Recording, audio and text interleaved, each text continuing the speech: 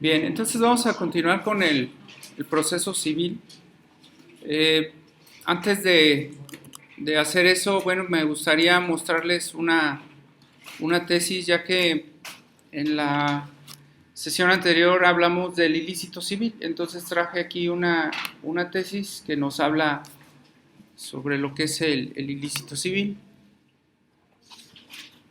Entonces aquí nos da una definición de lo que es un hecho ilícito desde el punto de vista civil. Nos dice que la doctrina ha sostenido que la configuración del hecho ilícito requiere tres elementos: una conducta que va en contra del derecho, que es antijurídica, que es culpable, o sea que se le puede achacar esa conducta a una persona, y que es dañosa. Entonces, esa conducta antijurídica sería la contraria a derecho, ya sea porque esa persona viole una disposición jurídica o bien violente el deber de respetar el derecho de las demás personas.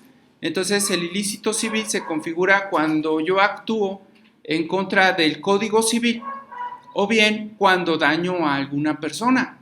El daño puede ser material, puede ser moral, puede ser psicológico, o sea, el daño puede ser de diferente naturaleza, y en ese caso yo me voy a ver responsable en contra de esa persona a la que dañé. No voy a ir, repito, a golpearla ni a hacerle daño, voy a tener que decirle al juez respecto a ese daño o ese ilícito que la persona ocasionó. ¿Quién obra con culpa? Reitero, bueno, pues la culpa sería como que falta de conducción de una persona como es debido, falta de conducirse como es debido. Esto es una conducta culposa, es aquella que proviene de la negligencia o falta de cuidado de una persona, y por esa situación pues se va a ver responsable o sujeta a responder respecto al hecho ilícito civil. El daño, repito, puede ser de diferente naturaleza, pero es una pérdida o menoscabo que puede ser material o extrapatrimonial. Lo extrapatrimonial entra a lo que no podemos ver. Por ejemplo, cuando alguien te grita, tú sientes un daño. Ese daño no se puede ver. Sin embargo, sí existe el mismo, y puede ser sujeto a alguna responsabilidad.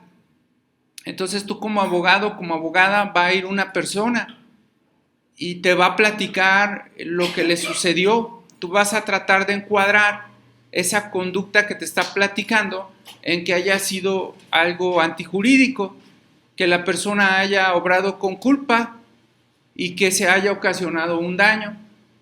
Hay muchos de nuestros clientes que resienten daños que realmente no les están ocurriendo, y esos daños son psicológicos.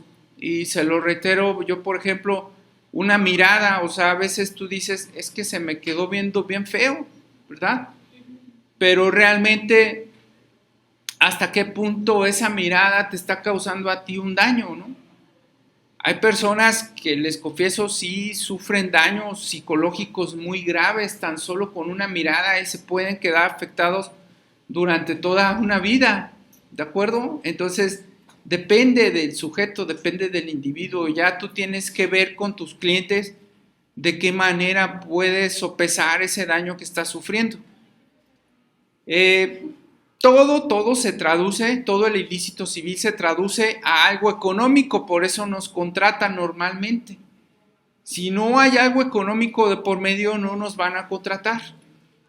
De eso económico que hay de por medio es la causa por la cual nosotros cobramos nuestros honorarios, porque inmediatamente cuantificamos la cantidad.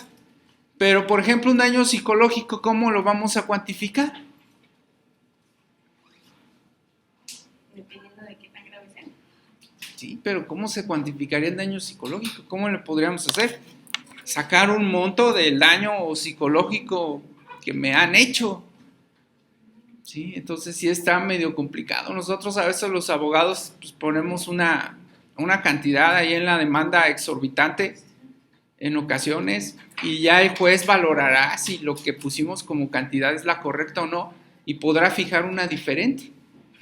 Pero de entrada, pues no sé, yo la demanda le podría poner 500,000 pesos y ya que el juez decida cuánto es lo que quiere dar. Hay personas que piden millones, ¿eh?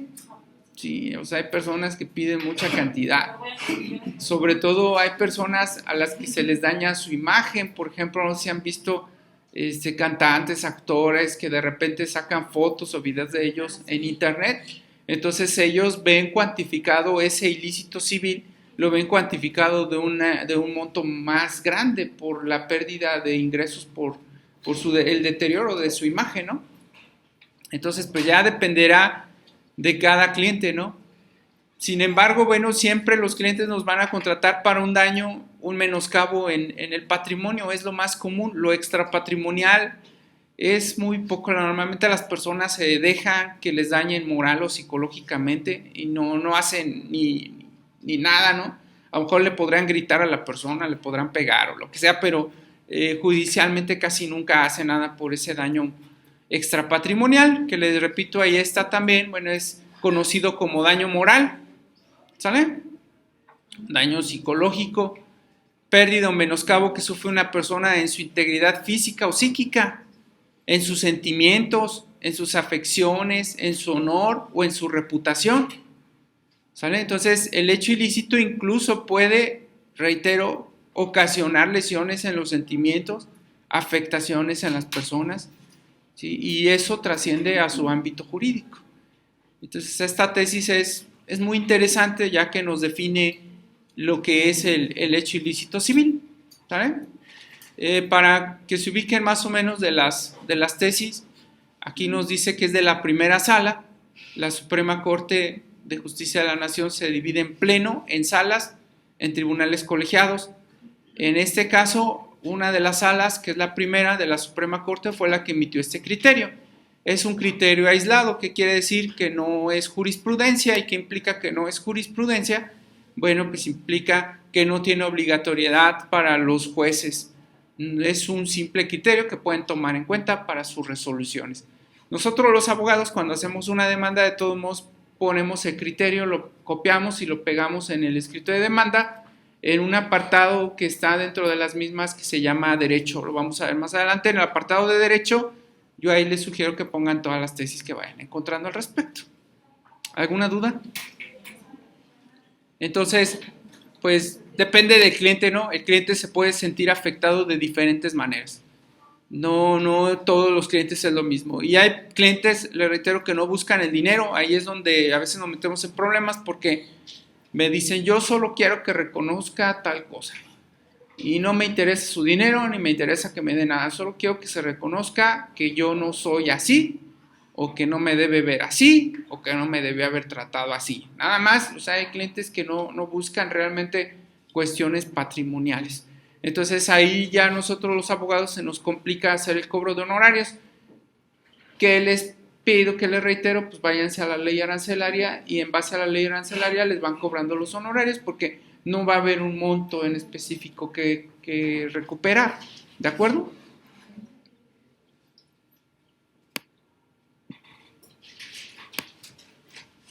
Bueno, y pasando a su presentación, entonces ya terminamos esta proyección.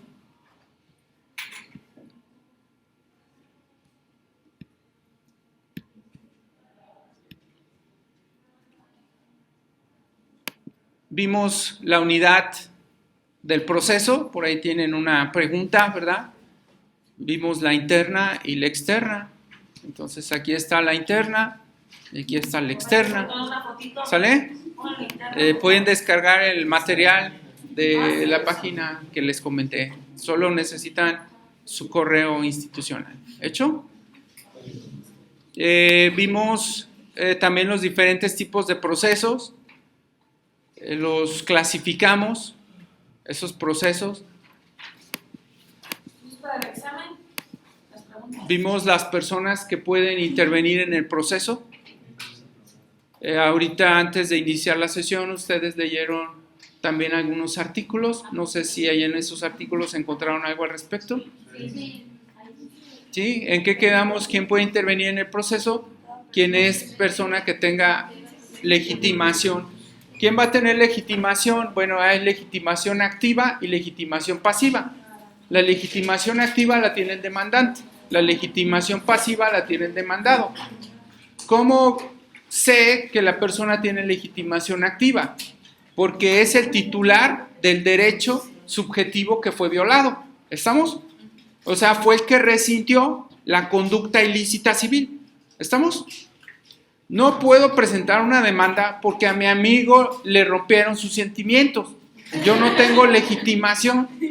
¿De acuerdo? Estamos, por mucho que lo quiera, que siempre esté con él. Si en lo que le hayan hecho no me afecta a mí, no tengo legitimación activa. ¿Estamos? Por el contrario, si él me da a mí un poder para efectos de presentar cualquier demanda, situación o algo, entonces sí tengo legitimación activa. De cualquier manera, esa persona va a tener que ir al proceso, va a tener que acudir, pero yo voy a ser el que va a estar en todas las etapas, él solo va a estar en una etapa que se llama de pruebas, ¿no? Pero yo voy a llevar todas las etapas porque soy el representante de esa persona. Entonces, solamente si tengo esa legitimación. Ahora, esa es la activa. La pasiva, ¿qué es? La tiene el demandado. ¿Cuándo adquiere el demandado la legitimación pasiva? La va a adquirir cuando yo redacto en la demanda su nombre y pongo que sobre de esa persona yo reclamo todo lo correspondiente, ¿no? En ese caso va a tener la legitimación pasiva. Si yo no pongo su nombre en la demanda, ¿sí?, no va a tener ningún tipo de legitimación. ¿Estamos? La legitimación pasiva, ¿qué implica? Pues que se va a poder defender en el proceso, que va a poder presentar todos los argumentos, todas las pruebas, las excepciones de su responsabilidad. ¿Hecho? Yo como abogado, en cuanto una persona se presenta al juzgado, ya sea como parte actora, como parte demandada, es decir, como sujeto activo, como sujeto pasivo, yo tengo que verificar como abogado que realmente esa persona tenga legitimación. ¿De acuerdo? Es uno de mis principales argumentos que voy a hacer valer en mi defensa. ¿Estamos? Entonces, si alguien me demanda, yo como abogado, lo primero que tengo que checar es que esa persona tenga legitimación para demandarme. Es lo principal. Si no tiene la legitimación, voy a hacer un escrito al juez y le voy a informar que carece de legitimación. Y le voy a poner al juez por qué. Si yo me quedo callado, no impugno su legitimación, acuérdense que quedamos que precluye mi derecho, ¿se acuerdan? ¿Y qué implica? Que estoy consintiendo que tiene legitimación para demandarme. Entonces, lo primerito es, ¿quién me está demandando? A ver, es Juan Pérez López, ¿qué le hice? No, pues yo me acuerdo que no le hice nada, entonces impugno su legitimación. Y yo le digo al juez, es que carece de legitimación, yo a quien dañé, ¿verdad? Fue a su vecino, ¿no? O a su amigo, no lo dañé a él. Entonces él carece de legitimación para reclamarme algo. ¿Sale? Si yo me quedo callado, reitero, no le digo al juez que esa persona carece de legitimación, entonces el juez va a aceptar, va a decir, bueno, pues es que ya consintió en esa legitimación y vamos a proseguir con las etapas del proceso, ¿no? ¿Hecho? Entonces, por eso es importante el tema de las personas que pueden intervenir. Y ya por aquí les puse algunas de esas personas que pueden intervenir, ¿sale? Y las reglas de su intervención. Ya también lo comentamos en una sesión anterior y en un video. ¿Hasta aquí alguna duda? Quedamos que si esa persona que interviene en el proceso pierde el proceso, ¿qué le va a pasar? Va a pagar todos los gastos y costas del juicio. ¿Estamos? Si son varios, se van a repartir entre ellos su responsabilidad. ¿De acuerdo? Si no actuó negligentemente en el proceso, igual el juez lo puede exonerar del todo o de alguna parte de los gastos y costas del juicio. También lo comentamos en la clase anterior. ¿De acuerdo? No sé si hasta aquí hay alguna otra cuestión. ¿Qué pasa si no se promueve lo que es el juicio o el incidente de gastos y costos? Si no reclamas tú los gastos y costas, pues ya así se queda el proceso. De hecho, Hay clientes que sí me dicen, ya déjelo así, ya no le reclamen ningún gasto ni costa, ya. Yo le digo, bueno, pues es que le podemos recuperar, pues no sé, aparte de lo que usted ganó, le podemos recuperar 50,000, 100,000 pesos. Me dice, no, déjelo así, ya no necesito nada, ya no quiero nada. Lo que yo pretendía se consiguió o no se consiguió al 100, pero yo ya estoy conforme. Y ellos rechazan ya cualquier tipo de instancia o solicitud respecto a alguna otra reclamación. ¿Tiene prescripción? Se supone que sí está sujeto a la prescripción. Más adelante vamos a ver los términos y plazos de la prescripción. ¿Vale? ¿Alguna duda hasta aquí? No. Bueno, vamos a pasar entonces a la unidad 2. Cerramos esta presentación.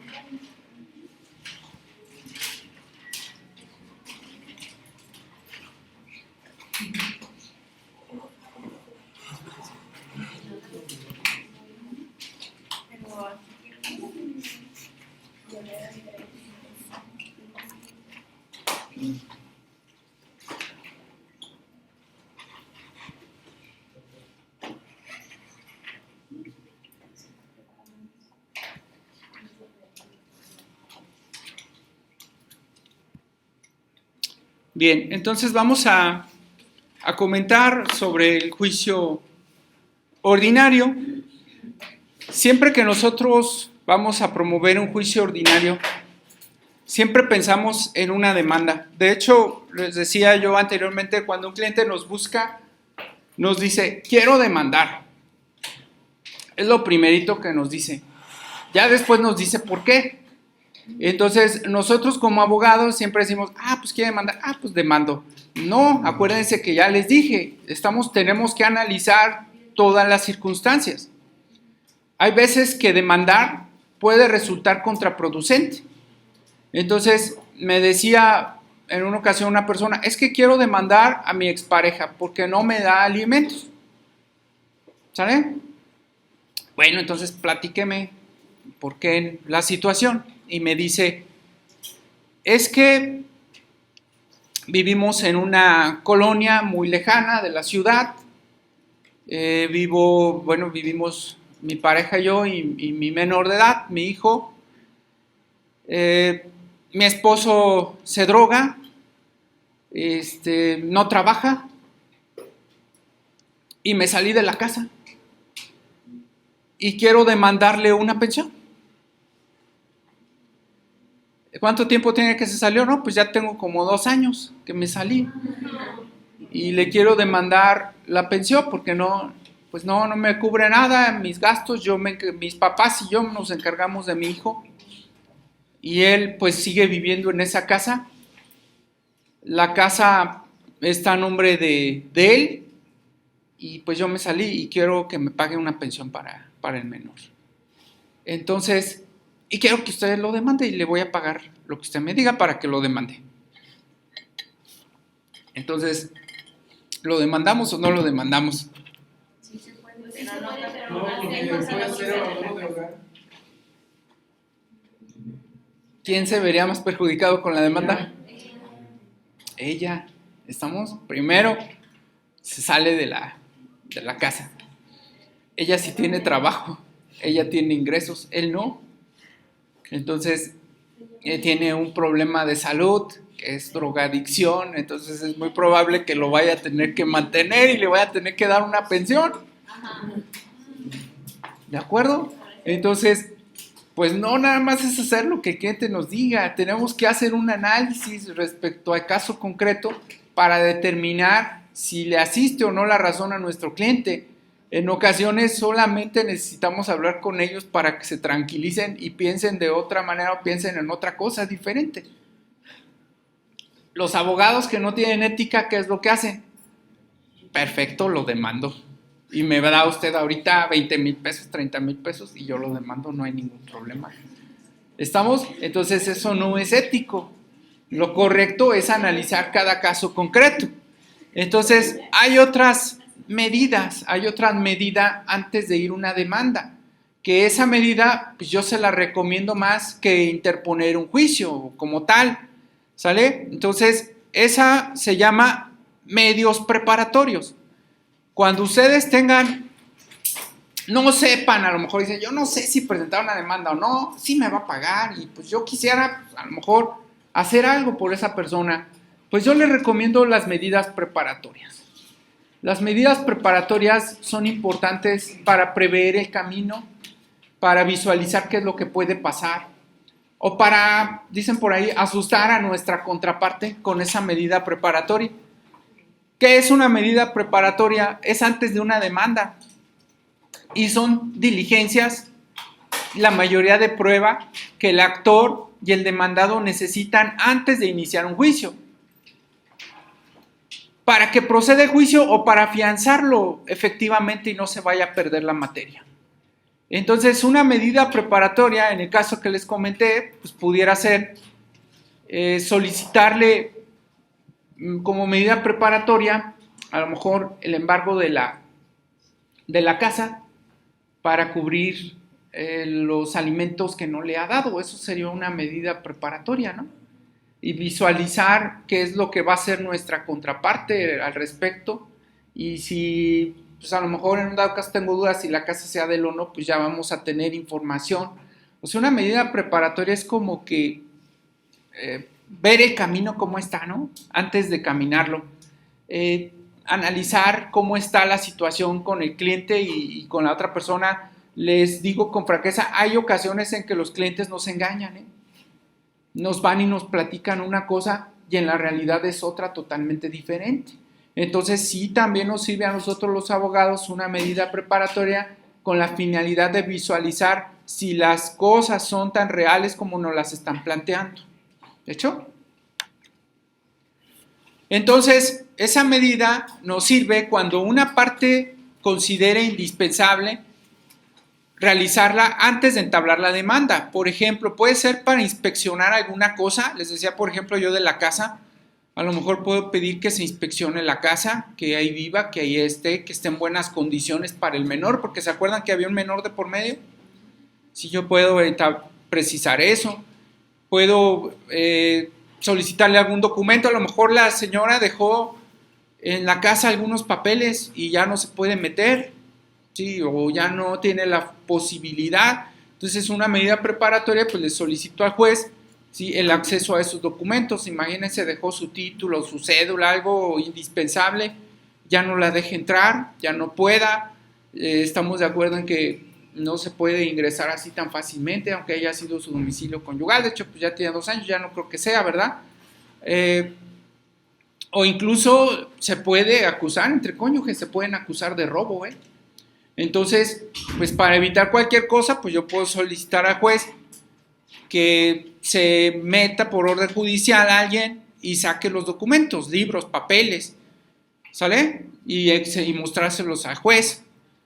Lógico, pues nosotros tenemos que acreditar que tengamos derecho a entrar a ese domicilio, a sacar esos papeles, le tenemos que decir al juez. Lo hacemos por medio de un escrito que la siguiente sesión vamos a ver más o menos cómo se redacta ese escrito.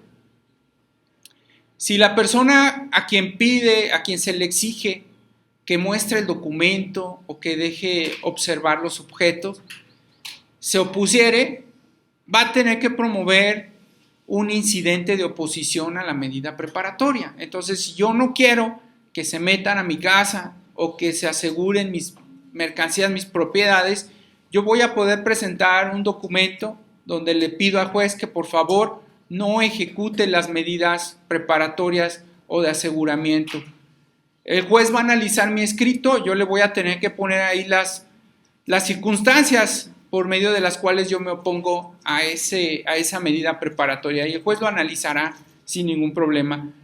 Ya que perdí el incidente o no haya puesto yo el incidente y me niego o me opongo a exhibir o a mostrar los documentos, el juez va a hacer uso de las medidas de apremio. ¿Cuáles son las medidas de apremio del juez?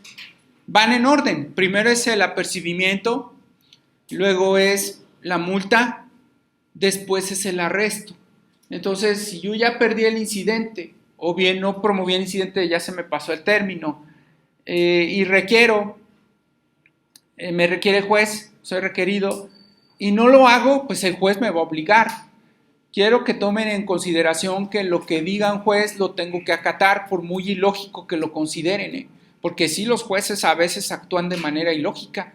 Entonces, si un juez actúa de manera ilógica, no es mi problema, yo tengo que acatar lo que él diga. Incluso hay jueces que en ocasiones están en contra de la ley. Ahí yo, como medio de defensa, pues puedo promover un juicio de amparo, ¿no? Pero aún así, ya que el juez lo determine o se pierde el amparo, aunque sea muy ilógico, yo como abogado lo considere, lo tengo que acatar, porque si no me van a arrestar. ¿Sale? Si a mí me conceden, si se concede o niega la medida, es apelable. La apelación es la segunda instancia, ¿sí? Es ante el ATCUEM, ¿de acuerdo? Porque el ACUO es el que determinó la medida. El ATCUEM es el que va a estudiar, en este caso, si resulta procedente o no esa medida. Hay muchos clientes que van contigo cuando ya se les va a vencer su término para presentar una demanda. Más adelante, reitero, vamos a ver los plazos para presentarla. Entonces, vamos a suponer que ya hoy se me vence el término para presentar la demanda. Yo no he hecho la demanda, o el cliente recién me fue a buscar para hacer la demanda. En un día no la voy a poder hacer eficientemente, tal vez. Entonces yo presento la medida y la medida va a interrumpir la prescripción. Entonces la medida también es como que una estrategia para cuando se te va a vencer el término para presentar una demanda. Entonces, en lugar de hacer la demanda, tú solicitas una medida. Lógico, le tienes que fundamentar al juez por qué estás solicitando esa medida. ¿Hecho? Entonces es importante esa medida. Ya que presento la medida, me van a dar, hay varios plazos, pero la regla general son 5 días para presentar la demanda a partir de que presento la medida. Entonces, hoy se me vence la demanda, en lugar de hacer una demanda al aventón, presento una medida y me van a conceder extra 5 días más para presentar mi demanda civil. Y es importante porque pues ya tendría una semana para hacer un escrito eficiente de demanda. ¿Alguna duda hasta aquí? ¿No? ¿Para qué sirve también una medida? Sirve para mantener la situación existente, que no se vaya a variar la situación, que no vaya a cambiar. Entonces, pudiera ser un bien, tiene una camioneta, el supuesto deudor alimentario tiene una camioneta, yo tengo la sospecha de que la va a vender. Entonces, en cuanto sepa que lo estoy demandando y que le estoy reclamando 500,000 pesos, lo primero que va a hacer, ¿sí?, cuando se entere, es que va a vender la camioneta. Aunque no le llegue la demanda, si se entera que tengo una demanda en contra de él, va a vender la camioneta. Entonces, yo quiero que se mantenga la camioneta ahí, aunque la use, pero quiero que se mantenga ahí. ¿Por qué? Pues porque en un futuro pues, podemos venderla y dividirnos el monto de su venta. Entonces, también me sirve esa medida como para prevenir que algo suceda, ¿sí?, y que pues se mantenga la situación.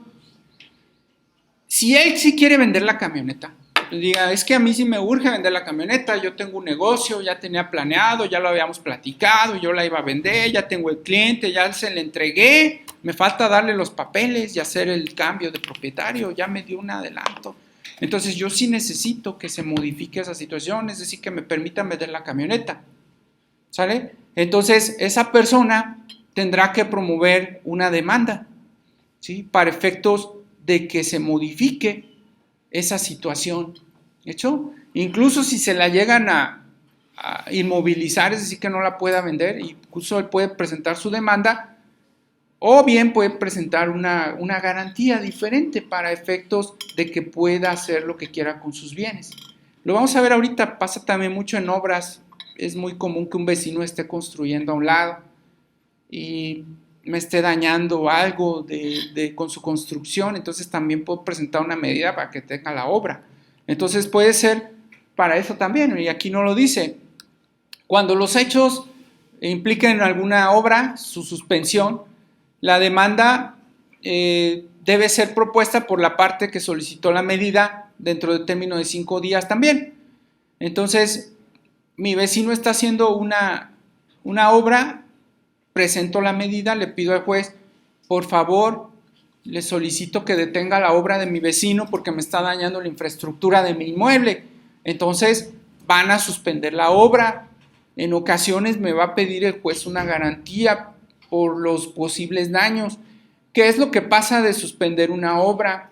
Pues que le genera gastos al que la está realizando, ¿estamos de acuerdo? Porque él ya pagó los albañiles, imagínense, tiene material y va a llover, se va a dañar el material, cosas por el estilo. Entonces es muy delicado suspender una obra y tengo que garantizar en muchos de los casos la suspensión de la obra, y si pierdo, pues me van a cobrar todo lo que erogó esa persona por suspender una obra. Es algo delicado, ¿eh? Es algo delicado. Esto, pues sí, solo cuando tengamos la certeza de que vamos a ganar la demanda. ¿Sale? Entonces, la regla hasta ahorita, 5 días, cuando solicite una medida para detener algo, 5 días tengo para promover una demanda. Si por ejemplo la persona que tiene la obra no la quiere detener, sí, pues hay que presentar una garantía para efectos de no entorpecer sus actividades. ¿Qué otras medidas hay? Bueno, pues hay embargos, también puedo solicitar un embargo.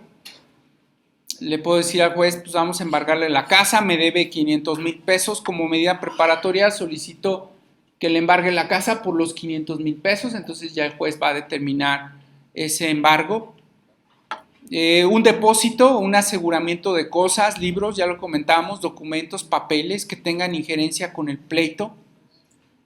La custodia de menores, entonces igual yo puedo presentar como medida antes de realizar cualquier otra cosa, bueno, pues una custodia del menor, y le presento al juez mi solicitud de medida preparatoria de que se quede conmigo el menor, y ya después presento la demanda, pero como medida es que se quede conmigo. Esto ocurre o debe ocurrir antes de que se lleve al niño. Por ejemplo, hace rato les dije a la mujer, se llevó al niño, ¿se fijaron? Ella, antes de llevarse al niño, debe haber presentado una medida preparatoria de custodia del menor antes de irse. Después, bueno, antes de irse, ¿qué debe haber hecho? También una medida para separarse de su cónyuge. Entonces, las personas, aunque lo hagan en la práctica, no pueden ni separarse, ni pueden llevarse a un menor. ¿De acuerdo? Para poderlo hacer, te tiene que contactar a ti como abogado, como abogada, y solicitar la medida. Pero solo que estés casado. No, porque hay ocasiones en que están viviendo en concubinato o en unión libre. Pudieras dañarlo psicológicamente. ¿Y puede decir eso, que lo dañas psicológicamente? Daño moral. Ya quedamos que era incluso en contra de los sentimientos, ¿no? Y el honor. Así es. Entonces es muy delicado, no es tan sencillo. Entonces, en la práctica lo hacemos, ¿no? En la práctica tú eres grosero o grosera con la persona y la dejas, ¿no? O viceversa, te deja o lo que sea. Legalmente no se puede. Legalmente me quiero llevar al niño o a la niña o quiero dejar a esa persona, lo tengo que solicitar al juez. Oiga, si se va él, por ejemplo, se me escapa el maldito y se va. Lo demandas. Lo mismo. Y no lo voy a encontrar. Y solicitas medidas en el caso de que requieras algo, ¿no? O que solicitas algo. Ese es el problema que yo les decía en clases anteriores. Si las personas no las localizamos, es muy probable que la demanda ya no prospere. Si yo me voy, no, pues no me caso ni yendo con nadie.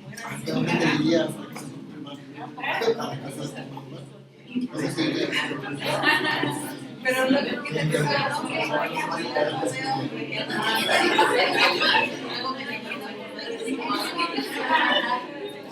como lo siento en café.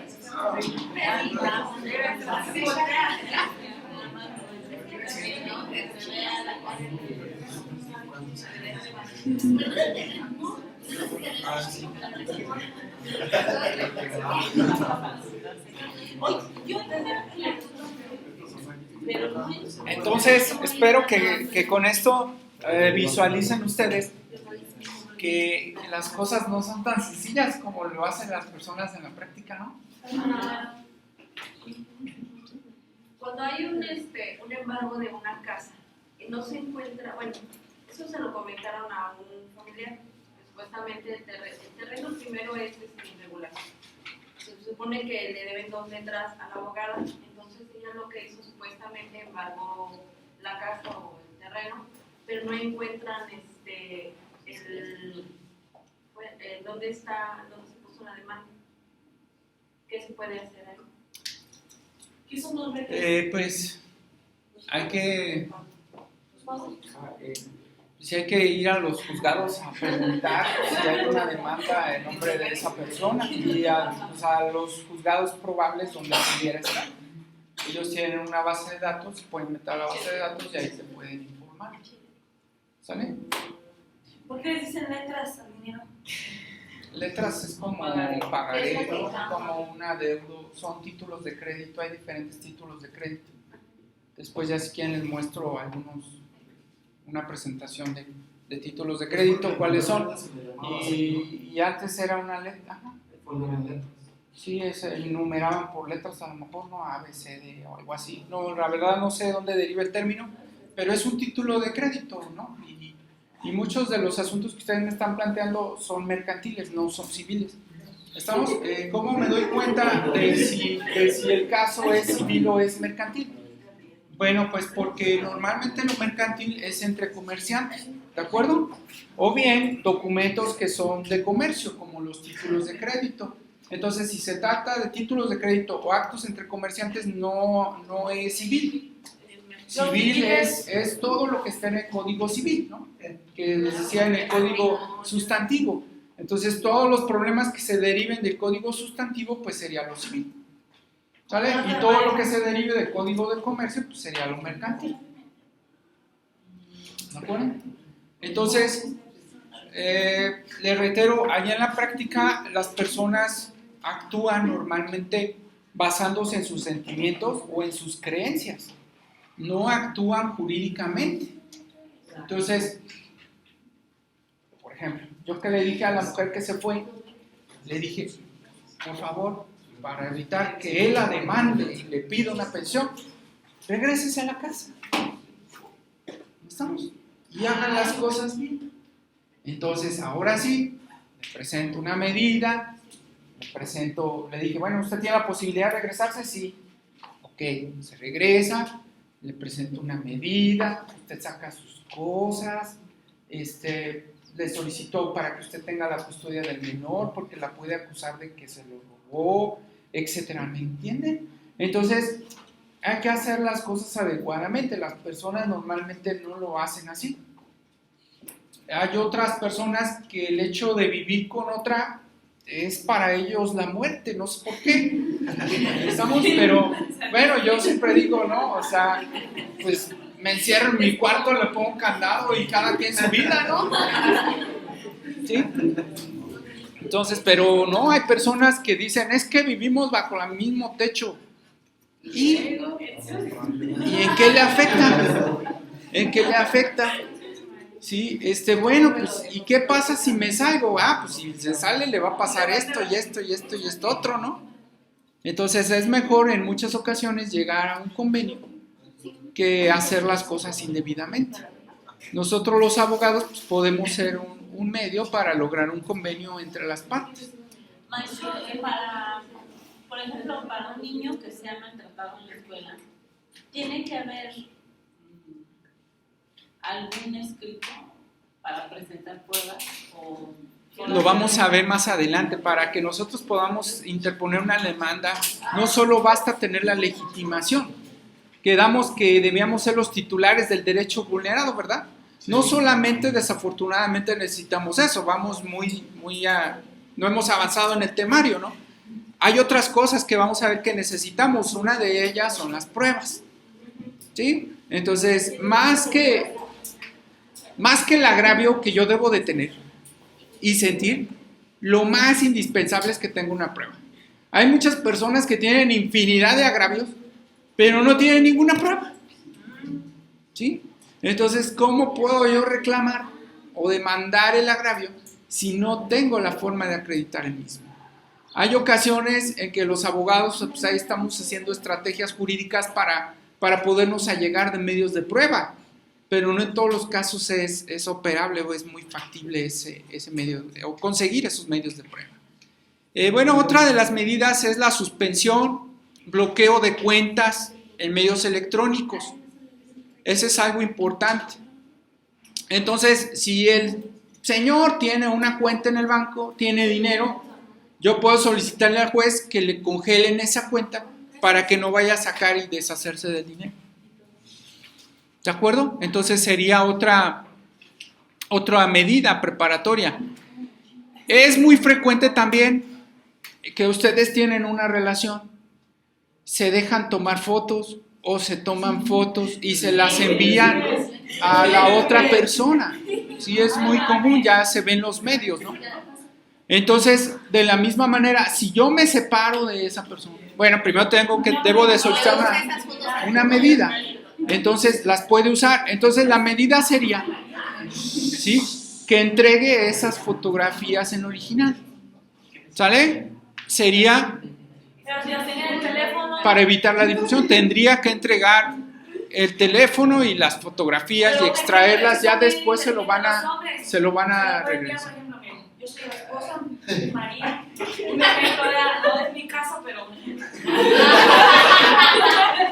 Me dejé tomar fotos, un ejemplo, y qué tal se la pasa como a su teléfono, a otro teléfono. Sí. Me roban el teléfono y yo tengo mis fotos. Así es, pues tú ya demandarías a esa persona por esa situación. Sobre todo si se trata de fotografías o imágenes que tengan que ver con los niños.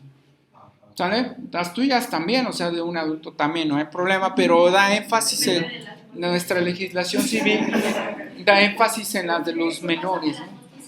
Entonces sí es importante, es muy relevante que no, pues que piensen a futuro, no piensen ahorita por el hoy, lo que está pasando, porque nuestras relaciones interpersonales el día de hoy, en este instante, somos los mejores amigos, amigas, novios, novias, esposos, esposas, pero al día siguiente podemos ser los peores enemigos del mundo. Entonces debemos de tener el cuidado, la delicadeza de proteger nuestra integridad física y moral. No importa si sea nuestra pareja o no, de cualquier manera lo tenemos que hacer. ¿Sí? Nuestro cuerpo no fue creado para estarlo exhibiendo, aunque lo vemos en todos los medios que lo hacen, ¿no? Pero no fue diseñado para eso. Nuestro cuerpo fue diseñado para albergarnos y ayudarnos a podernos mover de un lado a otro y a poder existir y socializar con las personas. ¿Sí? Sin embargo, pues la mercadotecnia y algunas marcas lucran y nos han hecho creer que el cuerpo es una mercancía, ¿no? Cuando en realidad no es una mercancía, es algo vital que nos permite nuestra subsistencia. Entonces, pasa mucho en esas relaciones de pareja que consideran que van a ser eternas. Entiéndanlo, nada es eterno, es por hoy y ya, ¿sí? Entonces, pues, por hoy lo vivo, lo realizo y se acabó. Entonces, hay muchos litigios, muchos problemas por esa circunstancia, y como dice su compañera, una fotografía en un segundo se puede transmitir a miles de personas en todo el mundo. Entonces es importante que consideren esa circunstancia, ¿sí? en su ámbito personal. Si llega a ocurrir, pues ustedes ya saben que pueden solicitar una medida preparatoria. Me saqué la foto o le mandé la foto. Medida preparatoria inmediatamente antes de presentar la demanda. ¿Sí? Que le quiten las fotografías, ¿no? Que le quiten toda la información antes de que pueda hacer algo con ella. ¿Sí? Entonces, si se fijaron, la mujer que les comenté que nada más tomó a su bebé y se retiró, hizo todas las cosas mal. No tomó ninguna medida para prever una posible consecuencia negativa. Les dije, incluso en su casa dejó papeles, dejó documentos, o sea, nada más consideró que no podía vivir con una persona que se drogaba, ¿no? Nos vamos al aspecto religioso, ¿no? Si consideran importante. ¿Qué dice la religión? pues que tú tienes que apoyar a la persona para que salga de esas drogas, no dejarla. ¿Estamos? Entonces, porque a fin de cuentas es una enfermedad. Entonces, por eso es que incluso esa persona que fue abandonada puede solicitar una demanda por daño moral por haberlo dejado en su enfermedad, en su padecimiento.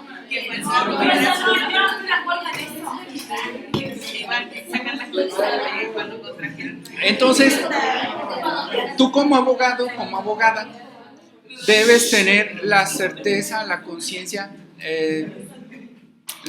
la seguridad de que te va a tocar un cliente de un lado y del otro lado, y tú tienes que variar tu opinión, depende del cliente que te tocó, y lo vas a tener que defender desde su punto de vista, porque tú consideras que el que se drogaba y no trabajaba es el responsable, tú así lo consideras, pero el abogado debe considerar lo mejor para su cliente, no importa si se drogaba y si no trabajaba.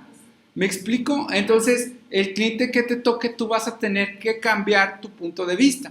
Si tú consideras que tu punto de vista es sagrado y no se puede cambiar, habla con franqueza con tu cliente y dile, yo a usted no lo puedo defender. ¿Sí? Yo solo defiendo a las mujeres que no hacen nada mal. ¿Estamos? ¿Sí? Y entonces tú te vas a recibir puros clientes que no han hecho nada malo. Si los que han hecho mal, pues ya se los dejarás a otros abogados, ¿no? Por ejemplo, si hay golpes. Igual si hay golpes, Una foto o golpes. normalmente cuando son en el domicilio conyugal, las lesiones, los daños, eso, le da mucha preferencia al afectado, ¿no? Y también se requieren pruebas. Pero, reitero, o sea, tú debes visualizar, por ejemplo, a mí no me gustan los penales, ¿sí? No me gustan porque yo no me siento a gusto utilizar mi inteligencia para echar para afuera a personas que son delincuentes. Yo no me siento a gusto, ¿no? O sea, y yo no llevo penales por esa circunstancia, ¿sí? Porque mi manera de ser, mi carácter, pues no me lo permite, ¿no? Pero en otros asuntos que no sean penales, por ejemplo, si son civiles y me toca defender a la persona que cometió la irregularidad, no tengo problema, ¿no? ¿Sí? Pero si en penales no. O sea, en penales me dicen, es que mató, es que violó. Digo, no. O sea, yo no estudié, no voy a usar mi inteligencia para esa circunstancia, ¿no? De cualquier manera, pues todos tienen la presunción de inocencia, pero yo en cuanto me hablan de que es el probable responsable, yo me bloqueo y digo no. ¿Sale? Entonces esa es mi mentalidad, esa es mi ideología. Entonces por eso yo les digo, y me han ofrecido asuntos penales, y yo no los acepto. ¿Estamos? Entonces, pero cada quien, hay quienes solo se dedican a lo penal y es muy viable. Entonces ustedes vayan eligiendo sus preferencias. Eso sí les digo, siempre les va a llegar por lo menos al año un asunto civil, una vez al año mínimo, porque siempre hay muchos problemas allá afuera civiles.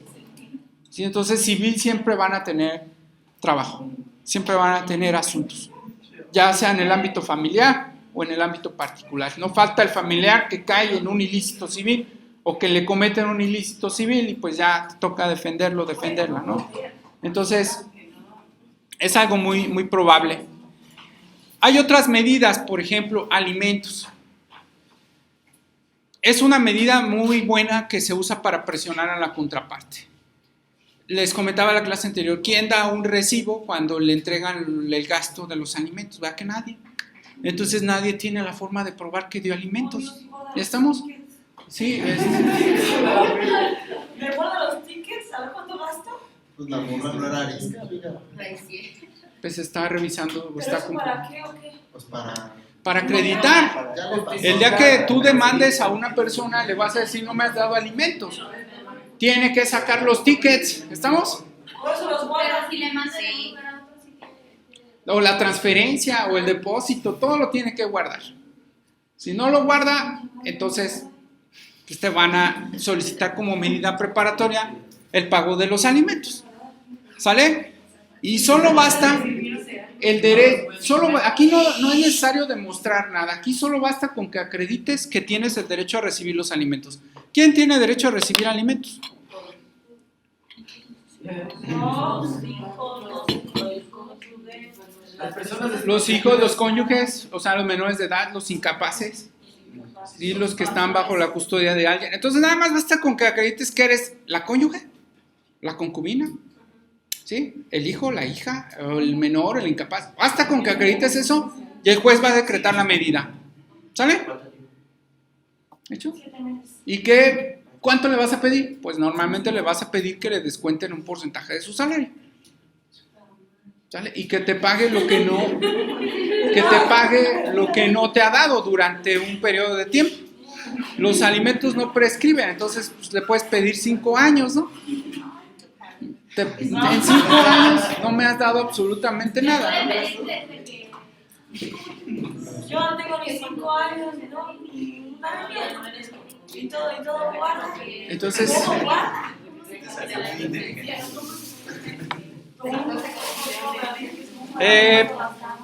¿qué es lo importante aquí? Lo importante es que esa persona tenga un ingreso.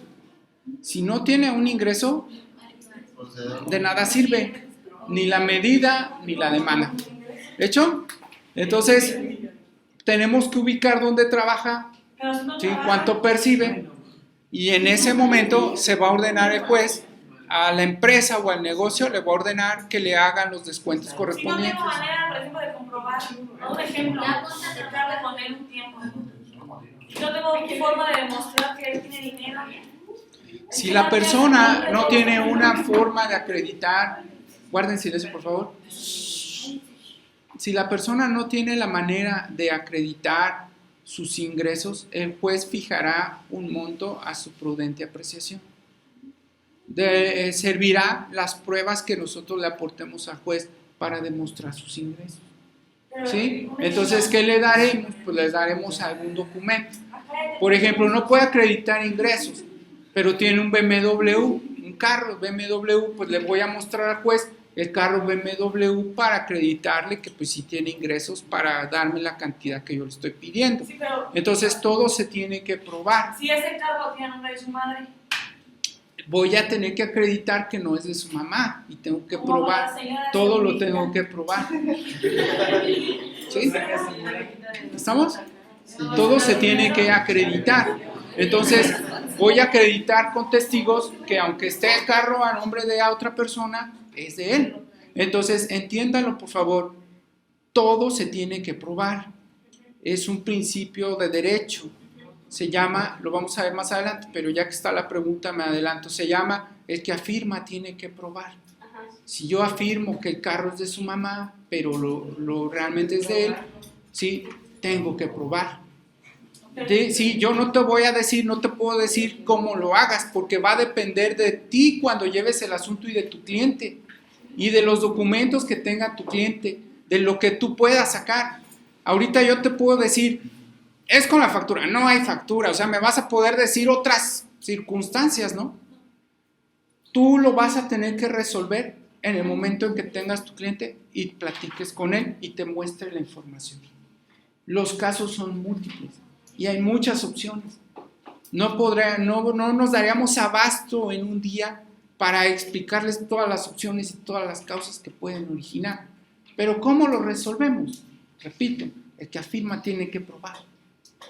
Y esa es la manera, con ese principio general del derecho, con esa forma es como yo voy a resolver mis conflictos con los clientes.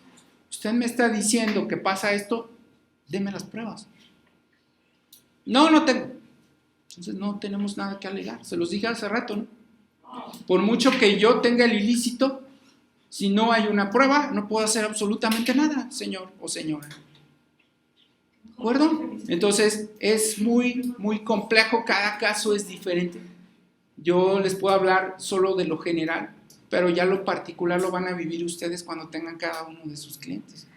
Y va a ser muy diverso, y va a ser muy complejo. Y sobre todo, pues van a tener muchos problemas, incluso de atención psicológica que tienen que hacer con su cliente, porque hay veces que con que lo mandes al psiquiatra, con eso es más que suficiente, ¿no? Y no presentar una medida ni una demanda, ¿no? Entonces, cuando se trata de alimentos, es algo muy importante. El juez le va a dar prioridad. ¿Por qué? Porque los alimentos sirven ¿para qué? Para la subsistencia de una persona. Entonces el juez, cuando la medida sea sobre alimentos, el juez va a decretar todo lo necesario para preservar los alimentos. ¿Sale? No va a hacer más trámite el juez más que decretar la medida, ¿sí? Va a fijar una cantidad que se tiene que suministrar, ordenará o solicitará una garantía en su caso. Decía, si no hay un monto determinado, el juez lo va a fijar de acuerdo a lo que nosotros le hayamos presentado como prueba y le va a requerir al deudor el pago inmediato, ¿sí?, de la pensión, y si no la otorga le van a embargar los bienes para garantizar esos alimentos. O sea, esto es express y es muy importante para el juez. Y va a ser hasta lo imposible porque el sujeto, el individuo, la persona, esté suministrando esos alimentos. Me decían hace rato, si no lo puedo localizar, pues si no lo pueden localizar no se va a poder hacer absolutamente nada. Ya se los había comentado la sesión anterior. ¿Sí? Acuérdense, por favor. ¿Solamente la parte actora puede presentar este escrito de medidas? Normalmente es para el actor. ¿Sale? ¿Por qué? Porque si te fijaste, después de ahí tiene que presentarse la demanda en 5 días. Ajá. ¿Sí? ¿Estamos? O sea, ¿Alguna otra duda?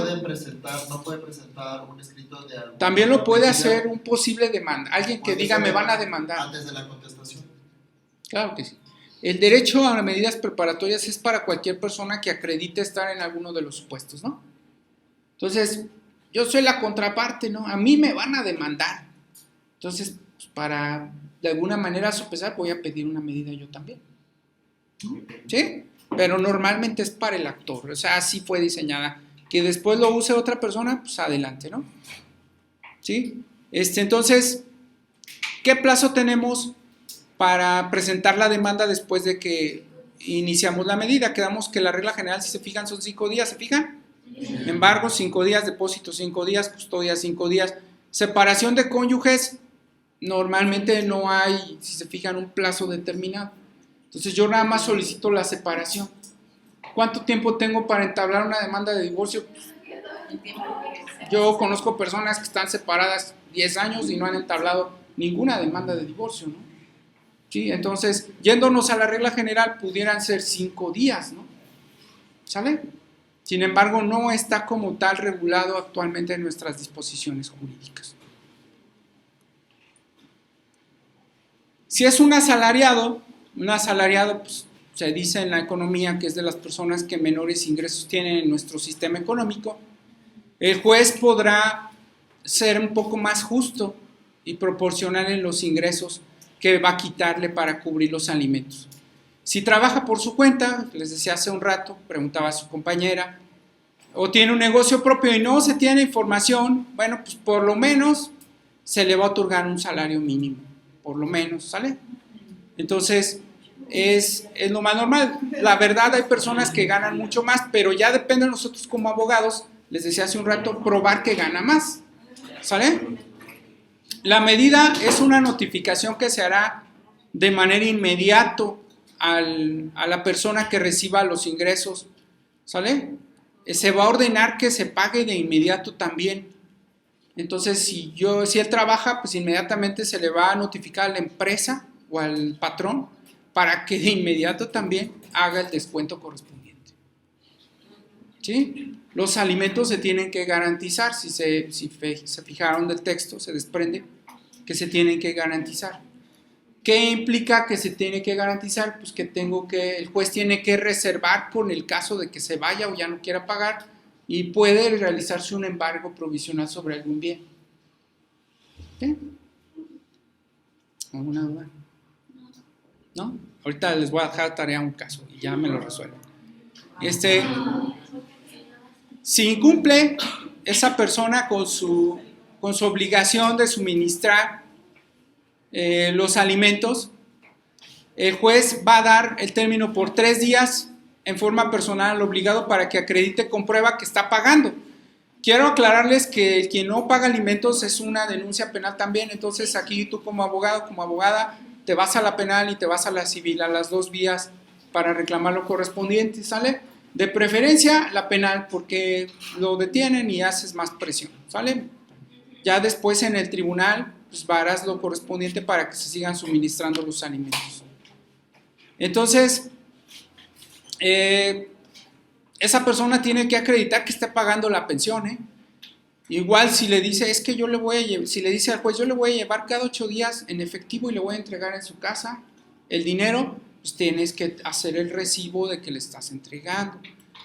La persona alega, no me ha dado nada. Bueno, pues el juez se va a enojar, el juez, y lo va a obligar a que acredite con un documento que sí lo está haciendo.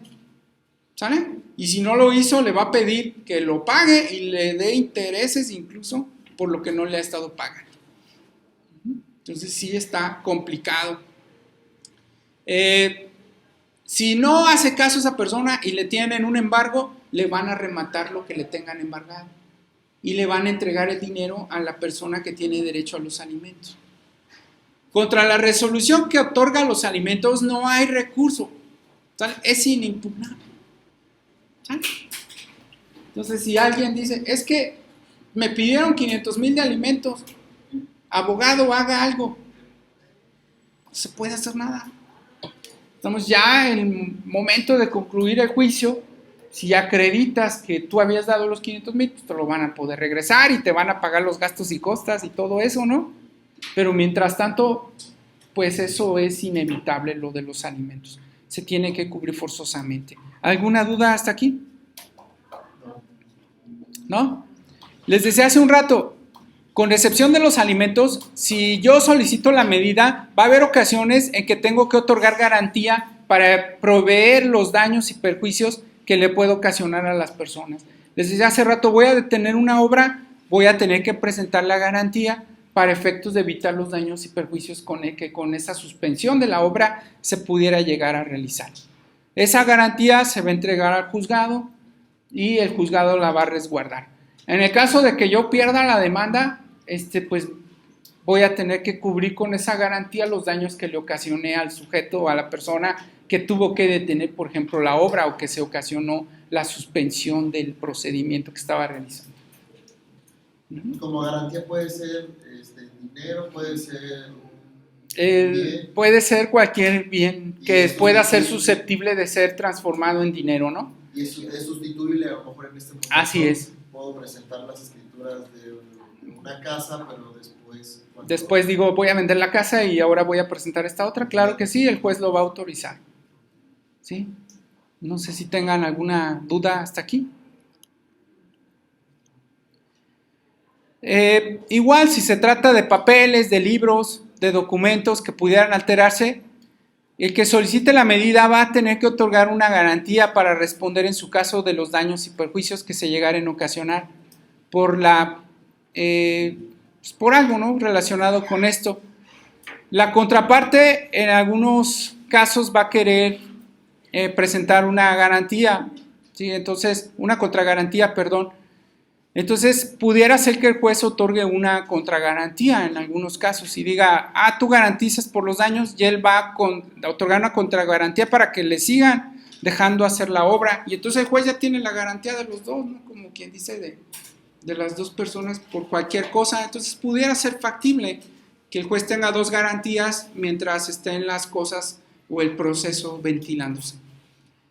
El juez, les digo, a veces no va a tener el monto de la garantía, no va a saber que el juez puede celebrar una audiencia o tú puedes presentarle por escrito lo que consideres necesario para decirle el valor de la garantía, o puede allegarse de un perito que le diga el valor de la garantía. Por ejemplo, se va a suspender la obra, pues yo no sé cuánto va a costar suspender la obra, entonces se contrata a un ingeniero civil, el ingeniero civil saca un estimado, se le presenta al juez, ¿sí?, y el juez valora el monto de la garantía que se tiene que pedir por la suspensión de la obra. ¿De acuerdo? Al finalizar, repito, de todos modos, al finalizar el proceso, va a pagar todos los gastos de toda la persona que vaya a perder. Por eso es muy importante que ustedes, cuando asesoren a su cliente, le hagan la observación de que si pierden, ¿sí?, van a tener que pagar extra. ¿Sí? Sí, sobre todo hay clientes que llegan muy enojados y dicen, no me importa, demande. Pero es que va a pasar esto, pero es que tú le empiezas a decir, te dice, no me importa. Ok, nada más hazle ver, de preferencia por escrito, entrégale un informe que te lo reciba, donde le digas qué es lo que va a pasar si tú llegas a perder el proceso. por su necedad, si tú quieres, no le vas a poner en escrito, ¿verdad? Pero si perdemos el proceso por esta demanda, va a ocasionarle a usted perjuicio en esto, en esto y en esto y en esto. Y se lo haces ver por escrito, por favor. ¿Sí? Si tengan alguna duda.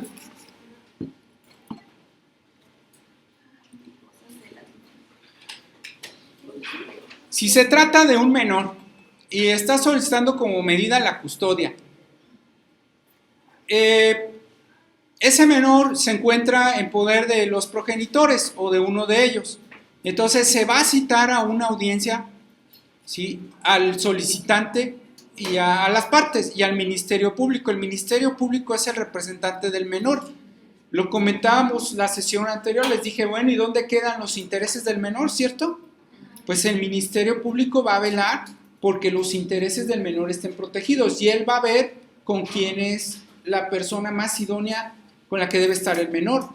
Entonces se va a escuchar a las partes y al Ministerio Público. El menor a veces, supongamos que es de un mes, pues ¿cómo lo va a escuchar el juez? Solo lo escucharía llorar, ¿verdad? Pero ya si es un menor un poco más grande, el juez pudiera solicitar que platique con el juez, ¿sale? Y en audiencia cerrada está con el juez y platica con el menor y lo escucha. Pensamos entonces, sí, lo escucha al menor y escucha a las partes y al Ministerio Público y decide con quién se debe de quedar. ¿Tiene que ser un familiar?